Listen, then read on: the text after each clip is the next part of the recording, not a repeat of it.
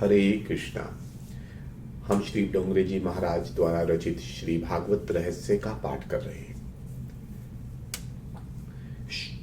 डोंगरे जी महाराज कहते हैं, शुभ मुहूर्त में कथा का आरंभ होना चाहिए। कथा के वक्ता के लिए भी कुछ जरूरी लक्षण बताए गए हैं। पहला है विरक्त भाव। श्री सुखदेव जी जगत से असृष्ट नहीं थे, फिर भी वे निर्विकार थे। हम भी जगत में रहते हैं, देखते हैं, परंतु हमारी आंखें विकार रहित नहीं है। श्री सुखदेव जी ब्रह्म दृष्टि वाले थे। प्रत्येक स्त्री पुरुष को वे भागवत भाव से ही देखते थे। सूत जी सावधान करते हैं, वैराग्य का क्या अर्थ है? उपभोग के लिए अनेक पदार्थ सुलभ होने पर भी मन उनके प्रति आकर्षित ना हो, वही वैराग्य है। जगत का त्याग करने की कोई आवश्यकता नहीं है, किंतु भोग दृष्टि से देखने की वृत्ति का त्याग करना है। अपनी विकारी दृष्टि को बदलना है। जगत को काम दृष्टि और भोग दृष्टि से मत देखो। जब तक दृष्टि का दोष नहीं जाता, तब तक हमारी दृष्टि देव दृष्टि नहीं होगी। उपदेशकर्ता ब्राह्मण अर्थात ब्रह्मज्ञ होना चाहिए। वह धीर, गंभीर और दृष्टांत कुशल होना चाहिए। वक्ता अति निस्पृही होना चाहिए। द्रव्य का मोह तो छूट जाता है, परंतु कीर्ति का मोह छोड़ना बहुत कठिन है।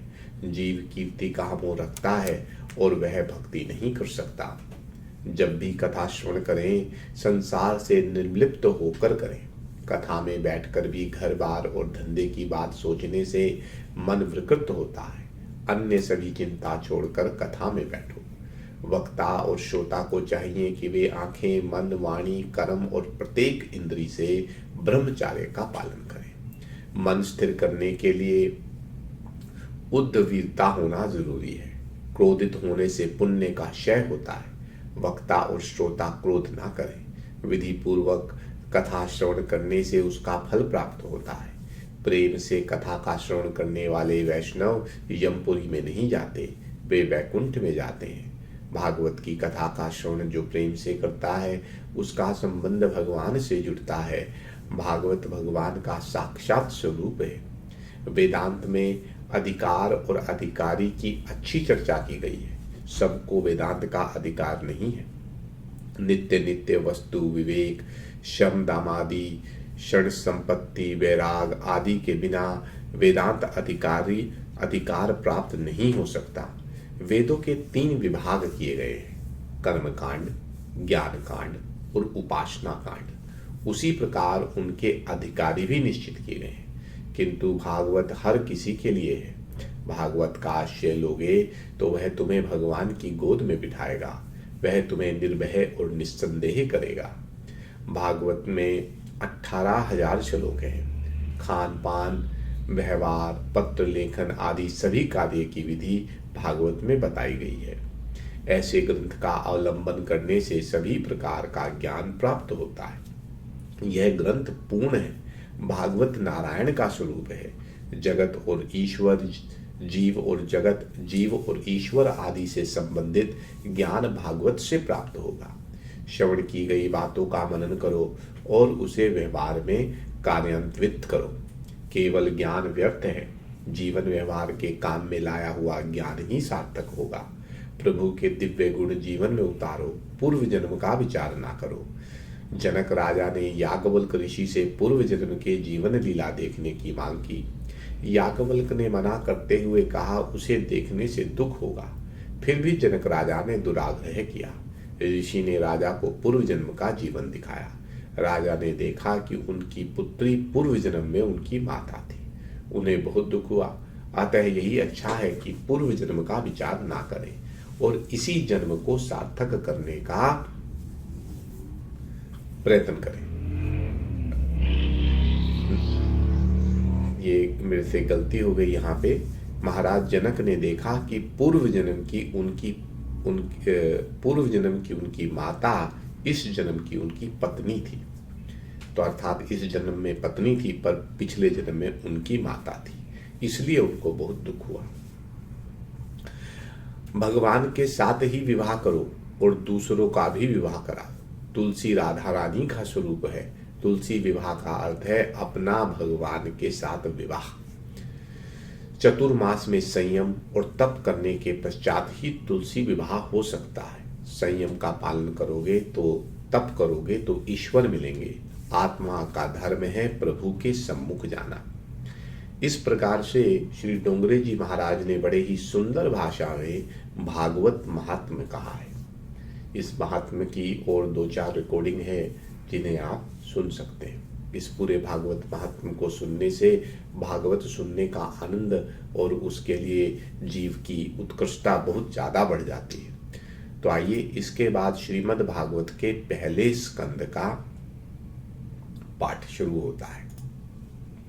सत्कर्मों में अनेक विघ्न आते हैं। उन सब विघ्नों के निवारण के लिए शास्त्रों में कथा में बैठते पहले मंगलाचरण करने की आज्ञा है। शास्त्र कहते हैं कि देवगण भी सत्कर्म में विक्षेप करते हैं। देवों को ईर्ष्या होती है कि नारायण का ध्यान करते करते वह भी उनके जैसा हो जाएगा। अतः देवों से भी प्रार्थना करनी आवश्यक है, हे देवो हमारे सत्कार्य में विक्षेप ना करना। सूर्य हमारा कल्याण करें, वरुण देव हम पर कृपा करें। जिसका मंगलमय आचरण है उसका ध्यान करने से, वंदन करने से, स्मरण करने से मंगलाचरण होता है। ऐसा एक परमात्मा है। श्री कृष्ण का नाम और धाम मंगल है। संसार की किसी चीज या जीव का चिंतन ना करो। ईश्वर का चिंतन करने से मनुष्य को शक्ति मिलती है। क्रिया में अमंगलता काम के कारण आती है। काम जिसको स्पर्श करे, जिसे प्रभावित करे, उसका सब अमंगल होता है। श्री कृष्ण को काम स्पर्श नहीं करता, अतः उनका सब कुछ मंगल है। जिसके मन में काम है उसका स्मरण करने से उसका काम तुम्हारे मन में आएगा। सकाम के चिंतन से अपने में सकामता आती है और निष्काम के चिंतन से मन में निष्काम बनता है। शिव जी का सब कुछ अमंगल है, फिर भी उनका स्मरण मंगलमय है, क्योंकि उन्होंने काम को जलाकर भस्मीभूत कर दिया है। मनुष्य जब तक सकाम है तब तक उसका मंगल नहीं होता। ईश्वर पूर्णतः निष्काम है, अतः उनका ध्यान और स्मरण करो। परमात्मा बुद्धि से परे है। श्री कृष्ण का ध्यान करने वाला निष्काम बनता है। श्री कृष्ण का ध्यान लगातार हो ना सके तो कोई बात नहीं, पर जगत के स्त्री पुरुष का ध्यान कभी ना करो। थोड़ा सा सोचने से ख्याल आएगा कि मन क्यों बिगड़ता है। संसार का चिंतन करने से मन विरक्त होता है, विकृत होता है। प्रभु का चिंतन करने से मन सुधरता है। जीव अमंगल है, प्रभु मंगलमय है। मनुष्य की काम वृत्ति नष्ट हो जाए तो सब कुछ मंगल हो जाता है। जो काम के अधीन नहीं है उसका सदा मंगल होता है। काम जिसे मार सके, पराजित कर सके, वह जीव, और काम को जो पराजित कर सके वह ईश्वर है। मनुष्य का अपना अमंगल कार्य ही विघ्न करता होता है, किसी और का नहीं। प्रत्येक कार्य का आरंभ मंगलाचरण से करो। भागवत में 3 मंगलाचरण हैं। प्रथम में व्यास देव जी का, द्वितीय स्कंद में श्री सुखदेव जी महाराज का और समाप्ति में श्री सूत जी का। यही सूचित करता है कि प्रभात के समय मंगलाचरण करो, मध्याह्न के समय मंगलाचरण करो और रात को सोने से पहले मंगलाचरण करो। व्यास जी ने ध्यान करने को कहते हुए कहा है कि मन को एक ही स्वरूप में स्थिर करो, उसका चिंतन करो, उससे मन शुद्ध होता है। ध्यान का अर्थ है मानस दर्शन। राम, कृष्ण, शिव या किसी का भी ध्यान करो, किंतु एक स्वरूप का ही ध्यान करो। सर्वश्रेष्ठ सत्य स्वरूप प्रभु का ध्यान करता हूँ, ऐसा व्यास जी ने मंगलाचरण में कहा है। व्यास जी ने कोई नाम की आग्रह नहीं किया है। वे तो कहते हैं कि किसी भी एक स्वरूप का ध्यान करो। जो व्यक्ति प्रभु का जिस किसी स्वरूप के प्रति आस्थावान हो उसी का ध्यान धरे। ठाकुर जी के भी जिस रूप में आनंद हो वही उत्तम है। एक ही स्वरूप के अनगिनत नाम है। सनातन धर्म के अनुसार देव अनेक होते हुए भी ईश्वर तो एक ही है। मंगलाचरण में किसी एक देव का नामोल्लेख नहीं है। ईश्वर एक ही है, केवल उनके नाम और स्वरूप अनेक हैं। वृषभानु की आज्ञा थी कि राधा के पास जाने की किसी पुरुष को अधिकार नहीं है, अतः साड़ी पहनकर और चंद्रावली का श्रृंगार धारण करके कृष्ण जी राधा से मिलने जाते थे। श्री कृष्ण साड़ी पहनते हैं तो माता जी का स्वरूप बन जाते हैं। ईश्वर के अनेक स्वरूप हैं, किंतु तत्व एक ही है। दीपक के आगे जिस किसी रंग का शीशा रखेंगे उसी रंग का प्रकाश दिखाई देगा। हर किसी देव का पूजन करो, किंतु ध्यान तो एक ईश्वर का ही करो। रुक्मणी की भक्ति अनन्य है। पूजन देवी का करती हैं, किंतु ध्यान तो श्री कृष्ण का ही करती हैं। वंदन हर किसी देव को करो, किंतु ध्यान तो किसी एक देव का करो। जिस किसी रूप में आस्था और रुचि हो उसी रूप का ध्यान करो। ध्यान, ध्याता और ध्येय में एक तत्व होना आवश्यक है, अर्थात ध्यान करने वाले भगवान में एक होना आवश्यक है, और एक ऐसा एक तत्व होने पर ही परमानंद की प्राप्ति होती है। ध्यान के समय किसी और का चिंतन मत करो, किसी चेतन का ध्यान करो, जड़ का नहीं। ध्यान करना ही तो कृष्ण का करो। अनेक जन्मों से इस मन को भटकने की आदत हो गई है। ध्यान में पहले संसार के विषय ही आते हैं, वे मन में ना आए, ऐसा करने के लिए ध्यान करते समय परमात्मा के नाम का बार बार चिंतन करो कि जिससे मन स्थिर हो सके। उच्च स्वर से चिंतन करो। कृष्ण के कीर्तन से जगत का विस्मरण होता है। परमात्मा के मंगलमय स्वरूप का दर्शन करते हुए कीर्तन करो। वाणी कीर्तन करो, आंख दर्शन करे तो मन शुद्ध होता है। दान या स्नान आदि से भी मन की शुद्धि नहीं होती। संसार का चिंतन करते रहने से विकृत हुआ मन ईश्वर के सतत चिंतन किए बिना शुद्ध नहीं होगा। शरीर जैसी मलिन चीज कोई नहीं है, इससे परमात्मा का मिलन नहीं हो सकता। इस शरीर का बीज ही अपवित्र है। ठाकुर जी को मन से मिलना है, बिना ध्यान के मनो मिलन नहीं हो सकता। आंखों से ही श्री भगवान का दर्शन और मन से स्मरण करोगे तो परमात्मा की शक्ति तुम्हें मिलेगी। ईश्वर का ध्यान करने से ईश्वर की शक्ति जीव को मिलती है। ध्यान करने से ईश्वर का जीव का मिलन होता है। बिना ध्यान के ब्रह्म संबंध नहीं हो सकता।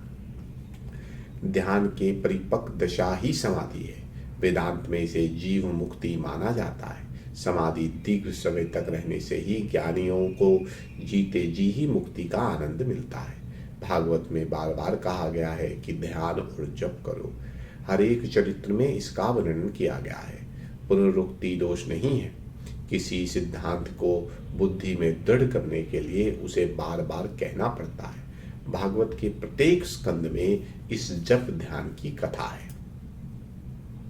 बिना ध्यान के ईश्वर का साक्षात नहीं हो सकता। वसुदेव देवकी ने 11 वर्ष तक ध्यान किया, तब उन्हें परमात्मा मिले। भगवान का आरंभ ध्यान योग से किया गया है। जो मनुष्य ईश्वर का ध्यान करेगा वही ईश्वर को प्रिय होगा। साधन मार्ग का आश्रय लेकर ज्ञानी मुक्त होते हैं। ज्ञान से ज्ञानी भेद का निषेध करते हैं। ज्ञान मार्ग का लक्ष्य है ज्ञान से भेद को दूर करना है। भक्ति से भेद को दूर करना भक्ति मार्ग का लक्ष्य है। ध्येय एक ही है। सो भागवत का अर्थ ज्ञान परक और भक्ति परक हो सकता है। मार्ग और साधन भिन्न भिन्न है, किंतु ध्येय तो एक ही है। इसी कारण सगुण और निर्गुण दोनों की आवश्यकता है। वैसे तो ईश्वर अरूप है, किंतु जिस रूप की भावना से वैष्णव जन तन्मय होते हैं वैसा स्वरूप ईश्वर धारण करते हैं।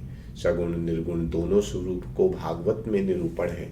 निर्गुण स्वरूप में प्रभु सर्वत्र हैं। सगुण स्वरूप में श्री कृष्ण गोलोक में विराजते हैं। इष्ट देव में पूर्णता विश्वास रख के ऐसा विश्वास रखो कि जगत के जड़ और चेतन सभी पदार्थों में मेरे प्रभु का वास है। मंगलाचरण का सगुण निर्गुण परक अर्थ हो सकता है। क्रिया और लीला में अंतर है। प्रभु जी करें वह है लीला और जीव करे वह है क्रिया। क्रिया बंधन रूप है, कारण उसके साथ कर्ता की आसक्ति, स्वार्थ और अहंकार का संबंध होता है। ईश्वर की लीला बंधन से मुक्त करती है, कारण ईश्वर का स्वार्थ और अभिमान नहीं छू सकते। जिस कार्य में कर्तृत्व का अभिमान नहीं होता वह है लीला। केवल जीवों को परमानंद का दान करने के लिए प्रभु लीला करते हैं। यही कारण है कि मक्खन चोरी, रास आदि सभी को व्यास जी लीला कहते हैं। श्री कृष्ण मक्खन चोरी अपने लिए नहीं किंतु अपने मित्रों के लिए करते हैं। व्यास जी ब्रह्मसूत्र में लिखते हैं, लोकवतु लीला केवलम। जीवों के कल्याण करने के लिए भगवान लौकिक जीवों जैसी लीला करते हैं। जगत की उत्पत्ति लीला है, स्थिति लीला है और विनाश भी लीला है। श्री कृष्ण को तो विनाश में भी आनंद है। युद्ध के बाद जब श्री कृष्ण गांधारी को मिलने गए तो गांधारी ने श्राप दिया कि तुम्हारे वंश में कोई नहीं रहेगा, क्योंकि तुमने मेरे वंश में किसी को भी रहने नहीं दिया। परंतु कृष्ण इसमें खुश हैं। वे कहते हैं, माताजी मैं भी यही सोचता हूँ कि इन सब का विनाश कैसे करूँ। ठीक ही हुआ कि आपने श्राप दे दिया। शांताकारं भुजंगशयनम। यदि सर्प पर भी सोना पड़े तो भी परमात्मा को शांति मिलती है, जबकि लोगों को शैया और पलंग मिले तो भी शांति नहीं मिलती। लय भी भगवान की लीला है। जीव को उत्पत्ति और स्थिति भाती है, परंतु लय नहीं। आरंभ में कहा है, जगत की उत्पत्ति स्थिति संहार के कारणभूत श्री परमात्मन का हम ध्यान करते हैं। भगवान के ध्यान में तन्मयता नहीं होगी तो संसार का ध्यान होता रहेगा। उसे छोड़ने का प्रयत्न करो। ईश्वर का ध्यान यदि ना हो सके तो आपत्ति नहीं, किंतु संसार का, नर नारी का, धन संपत्ति का ध्यान ना करो। दर्शन के बाद भी ध्यान की आवश्यकता है। मंदिर के चौके पर बैठने की प्रथा का कारण भगवान का ध्यान ही है। मंदिर में जिस स्वरूप का दर्शन किया हो उसी का ध्यान और चिंतन चौके पर बैठकर करो। आरंभ में व्यास जी ध्यान करने की आज्ञा देते हैं। सत्कर्म करते समय अनेक विघ्न उपस्थित होते हैं, जिसका नाश परमात्मा के ध्यान से होता है। मंगलाचरण में व्यास जी लिखते हैं, सत्यम परम धीमहि। सत्य स्वरूप परमात्मा का हम ध्यान करते हैं। ऐसा व्यास जी ने लिखा है, क्योंकि यदि वे श्री कृष्ण का ही ध्यान करने की बात लिखते तो शिव भक्त, दत्तात्रेय भक्त, देवी भक्त आदि ऐसा मानते कि भागवत तो श्री कृष्ण के भक्तों का ही ग्रंथ है। व्यास जी ने किसी विशिष्ट रूप से ध्यान का निर्देश नहीं किया है। व्यास जी ने किसी विशिष्ट रूप से ध्यान का निर्देश नहीं किया है, केवल सत्य स्वरूप प्रभु का ध्यान करने को कहा है। जिसे जिसे किसी रूप के प्रति आस्था हो उसी का ध्यान वह करे। संसार में विभिन्न लोगों की रुचि एक सी नहीं होती। शिव महिमा स्तोत्र में कहा है, सांगोपांग वेद, साख्यम शास्त्र, योग शास्त्र, पाशुपत शास्त्र, वैष्णव शास्त्र आदि भिन्न शास्त्रों की आस्था वाले लोग अपने अपने शास्त्र को सर्वोत्तम मानते हैं और अपनी अपनी मनोवृत्ति के अनुसार सरल या कठिन मार्ग बताते मानते हैं। किंतु सच तो यह है, इन सभी शास्त्रानुसारी मतों का प्राप्ति स्थान, लक्ष्य तो एक ही है। जैसे तरह सरल और टेढ़ी मेढ़ी सभी नदियां एक ही समुद्र में जा मिलती हैं। हर किसी की रुचि और आस्था भिन्न भिन्न होने के कारण शिव, गणेश, रामचंद्र आदि विविध स्वरूपों को परमात्मा धारण करते हैं। सत्य अविनाशी, अबाधित, अपरिवर्तनशील हैं। सुख दुख, लाभ हानि आदि के कारण परमेश्वर के स्वरूप में कोई परिवर्तन नहीं होता। गीता जी में कहते हैं, दुख की प्राप्ति के समय जिसका मन उद्वेग रहित रहता है और सुख के समय जिसका मन सपाहार रहित रहता है वो ही स्थित प्रज्ञ है। श्री कृष्ण ने अपने वचन के अनुसार ही जीवन जिया। श्री रामचंद्र जी को भी राज्याभिषेक और वनवास के समय एक सा आनंद था। श्री कृष्ण की 16,000 रानियों से सेवा पाते समय और स्वर्ण की द्वारका का सर्वनाश के समय एक सा ही आनंद भाव हुआ था। श्री कृष्ण उद्धव से कहते हैं, उद्धव, जब यह जगत मिथ्या है, केवल मैं ही एक सत्य हूँ। जगत असत्य है, परमात्मा सत्य है। भूत, वर्तमान और भविष्य में जो एक ही स्वरूप धारण करे वही सत्य है। इसी से व्यास जी कहते हैं कि हम सत्य का ही ध्यान करते हैं, किसी देव का नहीं। सत्य से ही स्नेह भाव रखो। यदि सुखी होना है तो सत्य स्वरूप परमात्मा के साथ प्रेम करो। जगत असत्य है, दुनिया के पदार्थ दुखदायी हैं। व्यवहार में जगत सत्य सा ही लगता है, किंतु परमात्म दृष्टि से, तात्विक दृष्टि से देखें तो जगत सत्य नहीं है। यही कारण है कि ज्ञानी पुरुष जगत का चिंतन नहीं करते और जगत अनित्य है ऐसा बार बार सोचते हैं। जिसे परमात्मा का अपरोक्ष ज्ञान होता है वे जगत का सम्मान नहीं करते। स्वप्न के टूट जाने के बाद जैसे स्वप्न मिथ्या लगता है, वैसे ही भगवान के साक्षात्कार के बाद जगत मिथ्या लगता है। मनुष्य सदा एक स्वरूप में नहीं रहता, ईश्वर का एक ही स्वरूप है। उस पर काम, क्रोध, लोभ आदि असर नहीं डाल सकते। वह स्वयं आनंद स्वरूप है। ईश्वर के बिना जो भी दिखाई देता है वह सब माया है, असत्य है, भ्रम है। नकली रुपये से किसी को मोह नहीं होता, उसी प्रकार असत्य नकली संसार से मोह ना करो।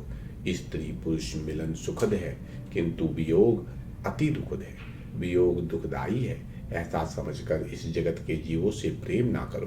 परमात्मा विनाशी है, इसलिए उन्हीं से प्रेम करो। अंधेरे में रस्सी सर्प सी लगती है, किंतु प्रकाश के होने पर, ज्ञान होने से यथार्थ स्वरूप का ज्ञान होता है।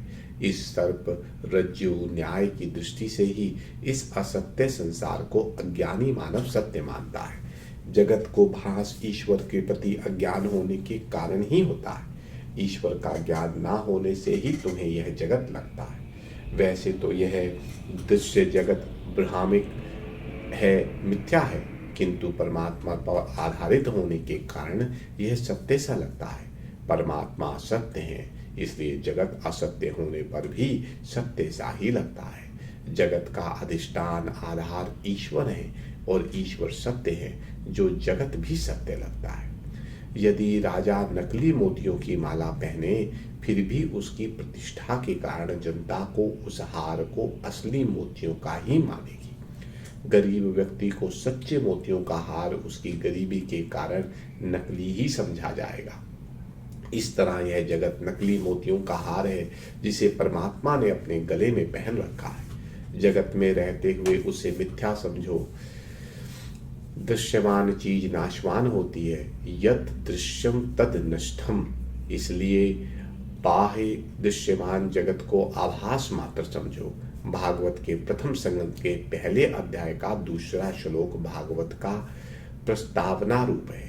भागवत का मुख्य विषय क्या है, उसका अधिकारी कौन है, आदि का वर्णन इस दूसरे श्लोक में किया गया है। जो परमात्म रूप जानने योग्य, परम सुखदायी, आध्यात्मिक, आदि भौतिक, आदि देविक ताप को हरने वाला उस परमात्मा रूप तत्व की भागवत में वर्णन किया गया है।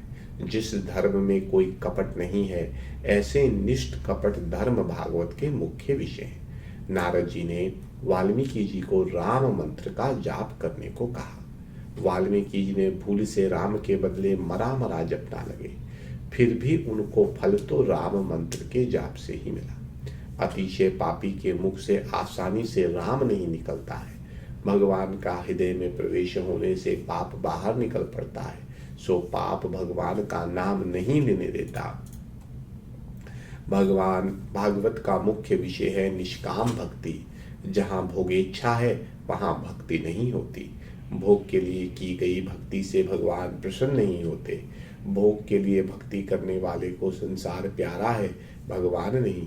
भगवान के लिए ही भक्ति करो। भक्ति का फल भगवान ही होना चाहिए, संसार सुख नहीं। जो ऐसा सोचते हैं कि भगवान मेरा काम कर दें या भगवान मेरे काम आए, उसे वैष्णव नहीं कहा जा सकता। भगवान से कोई संतान मांगता है तो कोई धन, तब भगवान सोचते हैं कि मेरे लिए तो मंदिर में कोई आता ही नहीं है, अब अपना अपना मनोरथ मुझसे पूरा करने के लिए ही आते हैं। सच्चा वैष्णव तो भगवान से कहेगा कि मैं तो अपने ज्ञान इंद्रियां, कर्म इंद्रियां, मन कुछ तुम्हारे चरणों में अर्पित करने के लिए आया। सच्चा वैष्णव भगवान से ना तो दर्शन मांगता है और ना ही मुक्ति। वह यदि कुछ भी मांगेगा तो केवल इतना ही कि भगवान की सेवा में ही तन्मय होता रहो। मांगने से प्रेम का धारा टूट जाती है, प्रेम का प्रमाण छटने लगता है। इसलिए प्रभु से कुछ भी ना मांगो, भगवान को अपना ऋणी बनाओ। श्री रामचंद्र जी ने राज्याभिषेक के प्रसंग में सभी वानरों को भेज दी, किंतु हनुमान जी को कुछ नहीं दिया। इस घटना से सीता जी को दुख हुआ। उन्होंने राम से कहा कि हनुमान जी को भी कुछ दीजिए। राम जी ने कहा कि उसे मैं क्या दूं। उसने तो मुझे पर इतना उपकार किया है और मुझे ऋणी बनाया है। तब सीता जी की महिता लेकर हनुमान जी वापस आए। तब श्री राम जी से कहते हैं, प्रति उपकार करहूं का तोरा, प्रति उपकार करहूं का तोरा, सन्मुख होई ना सकत मन मोरा, सन्मुख होई ना सकत मन मोरा। हनुमान जी के उपकार के सामने तीनों भुवनों के मालिक की नजर नीची हुई है, वो नजर नहीं मिला सके। शुद्ध प्रेम में लेने की भावना नहीं होती, केवल देने की होती है। मोह भोग की इच्छा करता है, जबकि प्रेम भोग देता है। प्रेम में मांग नहीं होती। जब प्रेम की उपेक्षा का भाव जगा कि सच्चा प्रेम भाव ही समझा। भक्ति की मांगी हुई चीज मिलेगी जरूर, किंतु भगवान हाथ से निकल जाएंगे, नित्य देने वाला चला जाएगा। गीता में कहा है, सकामी भक्त जन जिन जिन देवताओं की पूजा करते हैं, उन सभी देवताओं के द्वारा मैं इच्छित भोगों की पूर्ति करता हूँ, किंतु मेरे निष्काम भक्ति करने वाले भक्त मुझे ही प्राप्त करते हैं। भगवान से धन मांगोगे तो धन तो मिलेगा, किंतु भगवान स्वयं नहीं मिलेंगे। भगवान से जितना मांगोगे उतना वह देंगे, पर प्रेम कम हो जाएगा। व्यवहार में भी हम यह अनुभव करते हैं कि जब तक कुछ मांगा ना जाए तब तक दो मित्रों की मैत्री प्रेमपूर्ण रहती है। गोपियों ने नैन श्री कृष्ण को देती हैं और मन भी। वे कृष्ण से कुछ भी मांगने की अपेक्षा सर्वस्व अर्पण ही करती हैं। भगवान से कुछ मांगोगे तो प्रेम खंडित होगा। हमेशा ऐसा ही मानिए कि प्रभु ने मुझे बहुत दिया है। कई लोग हर वर्ष डाकोर तीर्थ की यात्रा करते हैं। वे रणछोड़ दास जी से कहते हैं कि मैं 6 साल से आपके दर्शन करने आता हूँ, पर मुझे पुत्र नहीं मिला। भगवान उसे पुत्र तो देते हैं, किंतु साथ साथ कहते हैं कि अब मेरा और तेरा संबंध टूट गया। रणछोड़ जी अपेक्षा से कम दें तो मानिए कि वे तो परिपूर्ण हैं, किंतु मेरी पात्रता अधूरी होने से मुझे कम मिला है। निष्काम भक्ति उत्तम है। वैष्णव मुक्ति की अपेक्षा नहीं करता। हरि के जन जो मुक्ति भी नहीं मांगते। मुक्ति से अपेक्षा से भक्ति में अलौकिक आनंद है। जिसे भक्ति में जिस आनंद मिलता है उसे मुक्ति का आनंद तुच्छ नगण्य लगता है। वेदांती तो मानते हैं कि इस आत्मा को बंधन है ही नहीं, तो फिर मुक्ति का प्रश्न ही कैसे उठता है। वैष्णव मानते हैं कि मुक्ति तो मेरे भगवान की दासी है। दासी की अपेक्षा मेरे भगवान श्रेष्ठ हैं। भगवान मेरा काम करें, ऐसी उपेक्षा कभी ना करो। रामकृष्ण परमहंस को कैंसर की बीमारी हुई। शिष्यों ने कहा कि माताजी से कहिए कि वे आपकी बीमारी का इलाज करेंगी। रामकृष्ण ने कहा कि अपनी माता को मैं अपने लिए तकलीफ नहीं दूंगा। भक्ति का अर्थ यह नहीं है कि अपने सुख के लिए हम भगवान को कष्ट दें। मांगने से सच्ची मैत्री के गौरव का ही हानि होती है। सच्चा समझदार मित्र कभी कुछ नहीं मांगता। सुदामा की भगवान के प्रति सच्ची भक्ति थी। वे दरिद्र थे। पत्नी ने कुछ मांगने के लिए उन्हें भगवान के पास भेजा। सुदामा भगवान के पास आए, किंतु मांगने के लिए नहीं, मिलने के लिए। उन्होंने द्वारकापति का वैभव देखा, फिर भी जुबान तक नहीं खोली। सुदामा ने सोचा कि मैत्री मिलन से यदि भगवान की आंखें भीग गई हैं, तो फिर अपनी दरिद्रता की बात बताने पर उन्हें कितना गहरा दुख होगा। मेरे दुख के कारण मेरे कर्म है, मेरे दुख की गाथा सुनकर उनको दुख होगा। ऐसा सोचकर सुदामा जी ने भगवान से कुछ नहीं मांगा। उनकी इच्छा थी कि अपने लाई हुई मुट्ठी भर चावल का भगवान प्रेम से प्राशन करें। ईश्वर पहले हमारे सर्वस्व लेता है, फिर अपना सर्वस्व देता है। जीव के निष्काम होने पर भी भगवान उसकी पूजा करते हैं। भक्त जब निष्काम होता है तो भगवान अपने स्वरूप का दान भक्त को देते हैं। जीव जब अपना जीवत्व छोड़कर ईश्वर के पास जाता है, तब भगवान भी अपना ईश्वर तत्व भूलकर भक्त से मिलते हैं। सुदामा 10 दिन से भूखे थे, फिर भी अपना सर्वस्व प्रभु को दे दिया। उस मुट्ठी भर चावल की कोई कीमत नहीं थी, किंतु मूल्य तो सुदामा के प्रेम भाव का था। यदि मेरे लिए ठाकुर जी का थोड़ा सा श्रम उठाना पड़ेगा तो मेरी भक्ति व्यर्थ है, निष्फल है, ऐसा मानो। भगवान से कभी कुछ ना मांगो, ना मांगने से भगवान तुम्हारे ऋणी होंगे। गोपियों ने भगवान से कुछ भी नहीं मांगा था, उनकी भक्ति निष्काम थी, अतः भगवान गोपियों के ऋणी थे। गोपी गीत में भी वे भगवान से कहती हैं कि हम तो आपकी निशुल्क शुद्ध दासियां हैं, अर्थात निष्काम भाव से सेवा करने वाली दासियां हैं। इस तरह कुरुक्षेत्र में जब वे गोपियां भगवान से मिलती हैं तो वहां भी कुछ नहीं मांगती हैं, वे केवल इतनी इच्छा करती हैं इस संसार रूपी कुएं में गिरे हुए को उसमें से बाहर निकालने के अवलंब रूप आपके चरण कमल घर में रहते हैं भी हमारे मन में सदा बसे रहें। तब उद्धव जी श्री कृष्ण का संदेश लेकर गोकुल आए थे। तब एक सखी उद्धव जी से पूछती है कि तुम किसका संदेश लेकर आए हो? श्री कृष्ण का। वे तो यहीं उपस्थित हैं। लोग कहते हैं कि वे मथुरा चले गए हैं, पर यह बात गलत है। मेरे ठाकुर जी हमेशा मेरे साथ ही हैं। 24 घंटे का हमारा उनके साथ संयोग है। गोपियों का प्रेम शुद्ध है। वे जब भी भगवान का स्मरण करती हैं ठाकुर जी को प्रकट होना ही पड़ता है। गोपियों की भक्ति इतनी सत्वशील है कि भगवान खींचे हुए चले आते हैं। ठाकुर जी को साथ रखोगे तो जहां भी जाओगे भक्ति कर सकोगे। इसलिए तुकाराम जी कहते हैं, मुझे चाहे भोजन न मिले परंतु हे विठ्ठल नाथ, मुझे एक भी क्षण तुम अपने से अलग न करना नाथ। गोपियों का आदर्श आंख के सामने रखो और भगवान की भक्ति करो।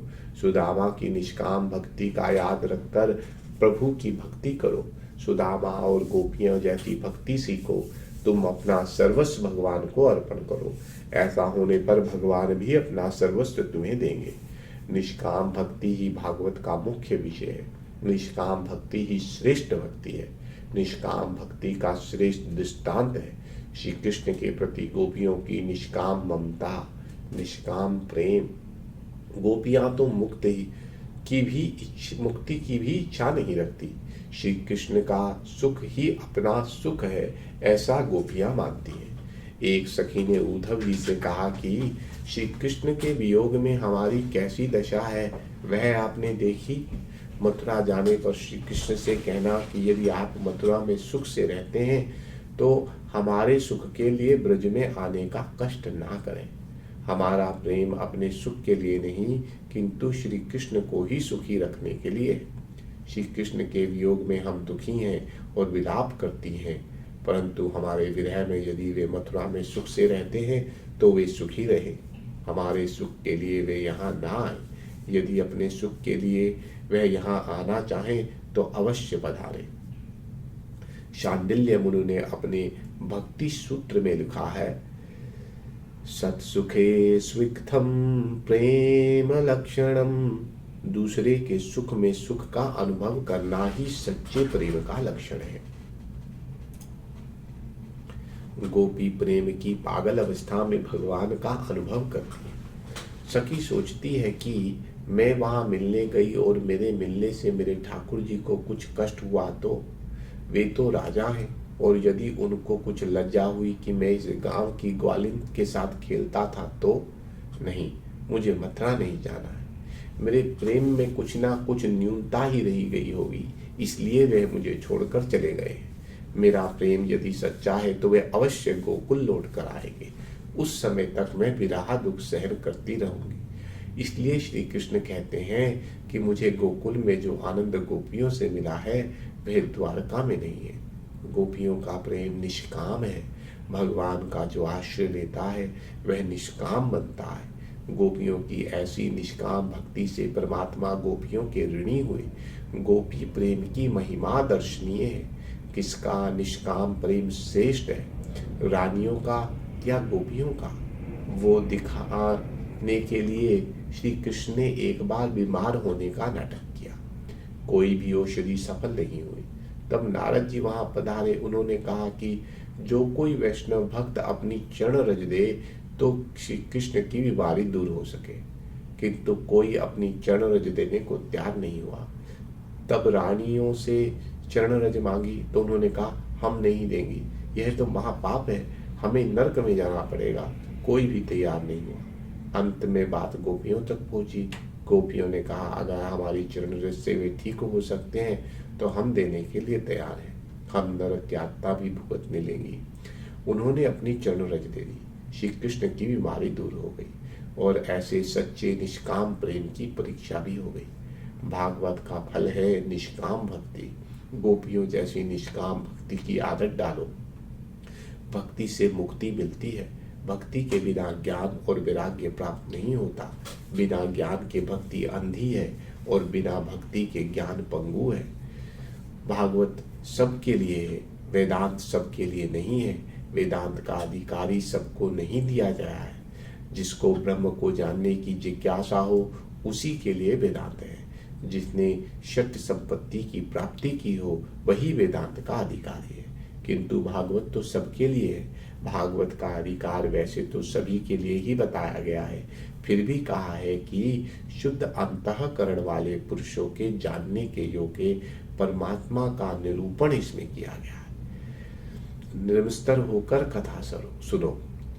मत्सर अर्थात ईर्षा सबसे बड़ा शत्रु है, वह सबको सताता है। ज्ञानी और योगी दोनों को मत्सर परेशान करता है। सोम प्राप्ति की गई योग सिद्धि के बल से चांगदेव 1800 वर्ष जिए। उन्होंने मृत्यु को 14 बार वापस लौटा दिया। उन्होंने प्रतिष्ठा का मोह था। उन्होंने संत ज्ञानेश्वर की कीर्ति सुनी और उनके प्रति मत्सर रखने लगे, अर्थात उनके साथ ईर्ष्या रखने लगे। उस समय ज्ञानेश्वर महाराज की आयु केवल 16 वर्ष की थी। उन्होंने सोचा कि ज्ञानेश्वर को पत्र लिखें, किंतु पत्र में संबोधन क्या किया जाए। ज्ञानेश्वर उनसे छोटे थे पर महाज्ञानी थे, इसलिए बिना कुछ लिखे ही चांगदेव ने पत्र भेज दिया। संत की भाषा संत जान सकते हैं, वे कोरा पत्र भी पढ़ लेते हैं। मुक्ताबाई ने पत्र का उत्तर दिया। 1800 साल की तेरी आयु हुई, फिर भी तू कोरा ही रह गया। चांगदेव ने सोचा ऐसे ज्ञानी पुरुष से मिलना ही चाहिए। अपनी सिद्धियों के प्रदर्शन के लिए उन्होंने बाघ पर सवारी की, सर्प की लगाम बनाई और इस प्रकार वे ज्ञानेश्वर महाराज से मिलने के लिए आ रहे थे। इस तरफ ज्ञानेश्वर जी को पता चला तो उन्होंने सोचा कि इस बूढ़े को अपनी सिद्धियों का बड़ा अभिमान हो गया है। चांगदेव ने अपनी सिद्धियों के अभिमान के कारण ज्ञानेश्वर को पत्र में पूज्य शब्द से संबोधित नहीं किया था। ज्ञानेश्वर ने सोचा कि चांगदेव को कुछ पाठ पढ़ाना चाहिए। उस समय ज्ञानदेव चौके पर बैठे हुए थे। उन्होंने चौके को चलने की आज्ञा दी। पत्थर का चौका चल दिया। चौके को चलता हुआ देखकर चांगदेव का अभिमान नष्ट हुआ। चांगदेव ने महसूस किया कि मैंने तो हिंसक पशु को वश में किया है, जबकि ज्ञानेश्वर के पास तो ऐसी शक्ति है जो जड़ पदार्थ को भी चेतन बना देती है। दोनों का मिलन हुआ। चांगदेव ज्ञानेश्वर महाराज के शिष्य बन गए। यह दृष्टांत सिखाता है कि हठ योग से मन को नियंत्रित करने की अपेक्षा प्रेम से मन को वश में करना उत्तम है। चांगदेव हठ योगी थे। हठ बलात्कार से उन्होंने मन को वश में किया था। योग मन को एकाग्र कर सकता है, किंतु हृदय का विशाल नहीं कर सकता। यही कारण है कि चांगदेव ज्ञानेश्वर महाराज से ईर्ष्या करते थे। हृदय को विशाल करती है भक्ति। भक्ति से हृदय पिघलता है और विशाल भी होता है। मत्सर करने वालों के लिए तो इसलोक और परलोक दोनों बिगड़ते हैं। मन में मत्सर मत रखो। मन में मत्सर निकाल दोगे तो मनमोहन का स्वरूप मन में सुदृढ़ होगा। कथा सुनकर उसे जीवन से चरितार्थ करने वाले लोग बहुत कम होते हैं। कथा सुनो और उसके सिद्धांतों का जीवन में आचरण करो।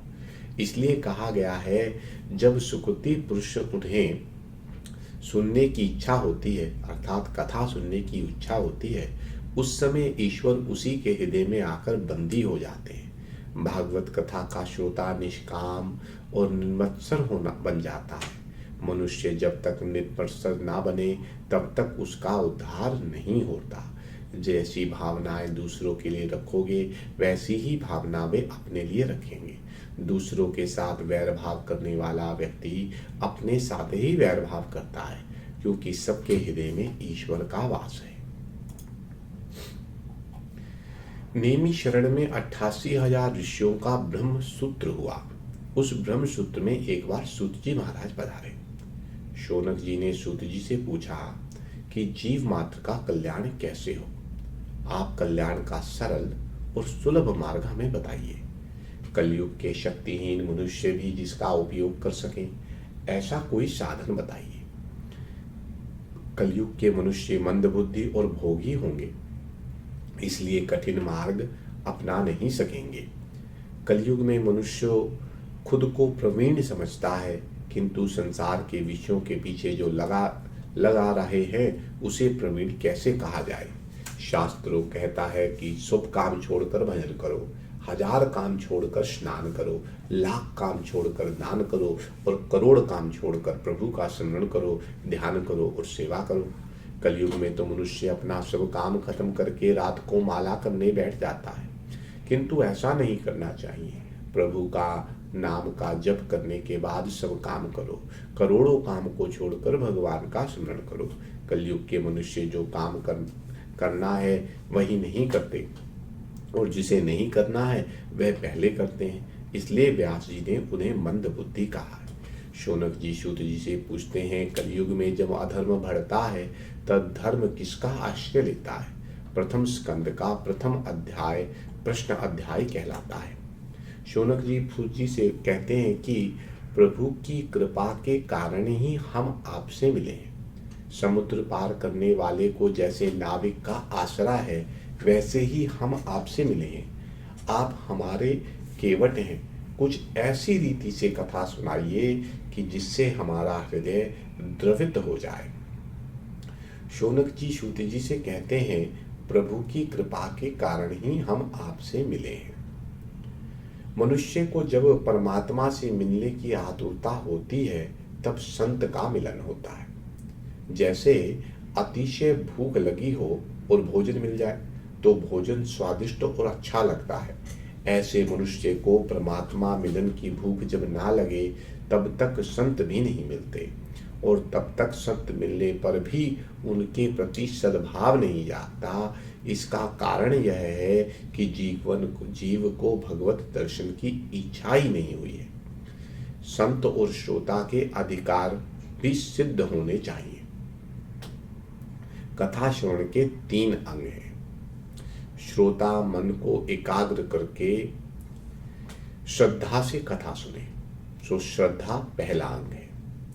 दूसरा अंग है जिज्ञासा। श्रोता का जिज्ञासु होना चाहिए, उसके अभाव से मन एकाग्र नहीं होगा और कथा की कोई असर नहीं होगा और कोई विशेष लाभ भी नहीं होगा। और तीसरा है निर्मत्सरता। श्रोता के मन में जगत के किसी भी जीव के प्रति ईर्ष्या नहीं होनी चाहिए। कथा में नर्म और दीन होकर जाना चाहिए। पाप को छोड़कर भगवान से मिलने की तीव्र आतुरता की भावना से कथा श्रवण करोगे तो भगवान का दर्शन अवश्य होगा। प्रथम स्कंद में शिष्य का अधिकार भी वर्णित किया गया है। एक महात्मा रामायण की कथा सुना रहे थे। कथा समाप्त होने पर किसी श्रोता ने महात्मा से पूछा कि कथा तो सुनी, पर मुझे यह समझ में नहीं आया कि राम राक्षस थे या रावण। महात्मा ने उत्तर दिया, ना तो राम राक्षस थे ना रावण राक्षस था। राक्षस तो मैं हूँ जो तुझे कुछ भी समझा ना सका। कथा में श्रद्धा और जिज्ञासा रखकर और निर्मत्सर होकर परमात्मा की कथा बार बार सुनोगे तो प्रभु के प्रति प्रेम भाव जागेगा। शौनक मुनि ने सूत जी से कहा, भागवत कथा में हमें श्रद्धा है और आपके प्रति आदर है। अनेक जन्मों के पुण्य का उदय होने पर भी अधिकारी वक्ता के मत से कथा सुनने का सौभाग्य प्राप्त होता है। कथा का श्रवण भी एक प्रकार की भक्ति ही है। रुक्मिणी ने अपने पत्र में लिखा था कि तुम्हारी कथा सुनकर ही तुमसे विवाह करने की इच्छा हुई है। भगवान के गुण सुनने से उनके प्रति प्रेम भाव उत्पन्न होता है। कथा सुनने वाला श्रोता और कथा करने वाला वक्ता दोनों विनयी होने चाहिए। सूत जी विनय से कहते हैं, आप सब ज्ञानी हो, प्रभु प्रेम में पागल हो, परंतु मेरा कल्याण करने के लिए पूछते हो। कथा सुनकर तो मैं अपनी वाणी को पवित्र करूंगा। शिव महिमा स्तोत्र में पुष्पदंत ने भी विनय से कहा है कि शिव तत्व का वर्णन कौन कर सकता है, मैं तो अपनी वाणी को पवित्र करने चला हूं। आरंभ में सुखदेव जी का वंदन करते हुए फिर नारायण का वंदन करते हैं। नारायणं नमस्कृत्या नारायणं नमस्कृत्या नारायणं नमस्कृत्या। भारत के प्रधान देव नारायण हैं। प्रभु के सभी अवतारों की समाप्ति हुई है। भगवान श्री कृष्ण गोलोक में पधारे थे, किंतु नारायण की कभी भी समाप्ति नहीं हुई है, ना कभी होगी। भारत की प्रजा का कल्याण करने के लिए वे आज भी तपस्या कर रहे हैं। शंकराचार्य जी को जब नारायण के दर्शन हुए तो उन्होंने कहा कि मैं तो योगी हूँ, इसलिए दर्शन कर सका, किंतु कलयुग की प्रजा भी आपके दर्शन कर सके, ऐसी कृपा कीजिए। तब भगवान ने उनको बद्री नारायण के नारद कुंड में स्नान करने का आदेश दिया और कहा, वहां से तुम्हें जो मूर्ति मिलेगी उसकी स्थापना करना। शिव नारायण प्रभु की अग्र अनुसार बद्री नारायण की स्थापना श्री शंकरा स्वामी जी ने की। वैसे तो मन से प्रभु का मानस दर्शन का भी पुण्य बहुत लिखा गया है, इसलिए यदि हम बद्रिकानाथ ना जा सके तो हम नारायण को मन से ही प्रणाम कर सकते हैं। फिर भी कहते हैं, जो जाए बद्री उसकी काया सुधरी।